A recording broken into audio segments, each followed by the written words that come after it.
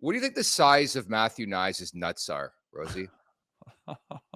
Massive is the fucking answer, dude. Like, I don't know. And I was dying last night, folks. You got to go check out last night's edition of the Leafs Nation After Dark.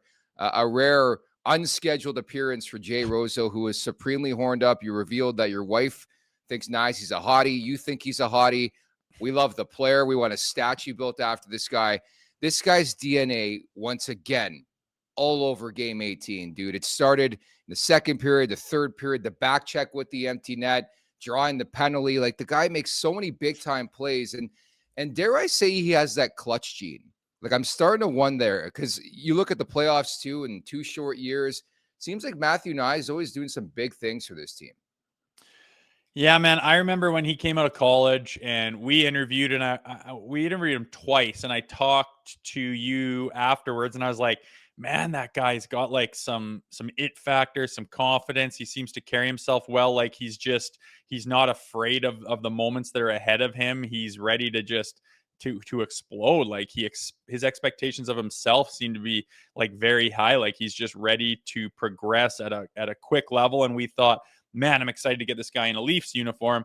Some naysayers will be like, don't expect this kid to make any bit of a difference, blah, blah, blah.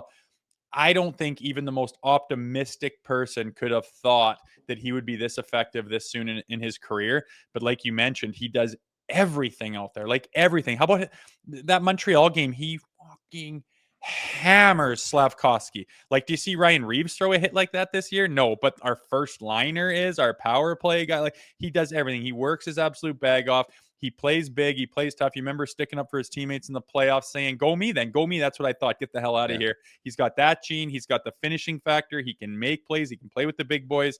He does everything out there, and he's a big power forward, big body. And yeah, I would not be surprised if he scores some very big goals for this organization in the future, because I think he's got all the right stuff, and the fact that he's developed this quickly shows he's got all the right stuff. And I'm just I don't even want to say shocked or surprised, because I expected him to be good. I liked everything I saw when I went and looked at his game coming out of college. Doesn't always transfer, but it blows my mind the effect this guy has. They don't even come close to winning that game if he's not in the lineup.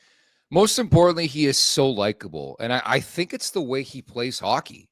Like, there's nothing flashy about Knies' game, but then there's like that humble reminder every now and again. We're like, damn, this kid's good. Like, on the Nylander 3-2 goal, I thought he was going to like make a pass or force a pass or over deke, and none of that happened. Like, he made an incredible play and then a tap in for Willie on the doorstep. But it just seems like he's way above his years, where it's like you look at the birth certificate, you're like, man, he's young. And then he plays like a 26-year-old. But I think at the forefront is just his likability is through the roof. Well, it's because he works his bag off, right? Like, you respect guys like that. Sometimes, how good are some of the players that have been on this roster that take a lot of heat? It's because sometimes they can go into street hockey mode. And I think with the passion around this fan base, they want to see more Darcy Tucker in a guy, and that's just not the norm. And then here you got this guy that has all the skill and the tools to finish those goals and to rip that home. And some of the goals that he's scored are just like a quick pop on his stick and it's in the top corner, like gone. He's got that poise to be able to do that, but he also just works like just his legs are just an engine that just go. He can chase a guy down. He can hit him. He's a big body. He's strong as hell. He knows how to protect the puck, make the plays. And he's just got all the tools. Like, I think I don't know if I tweeted a long time ago that in the future, and I mean, I just picture this guy being with the Leafs for like 12, 15 years, hopefully. Yeah. But in the future, I could see him wearing the C on his chest for this organization, because he's got all those intangibles that add up to an unbelievable leader. And the start that I don't want to build him up too much, but I don't think he's one of those guys where you put a lot of eggs in the basket and he just lets you down. I think that he's a guy that just only gets better and does things the right way, and he's shown that so far in his short career. Make sure to check out more of our content right here on the Leafs Nation YouTube page. We got long-form interviews, we got clips, we got epic rants by Jay Rosehill. We simply have it all. And don't forget, you can find out much more at theleafsnation.com. Thanks so much for watching.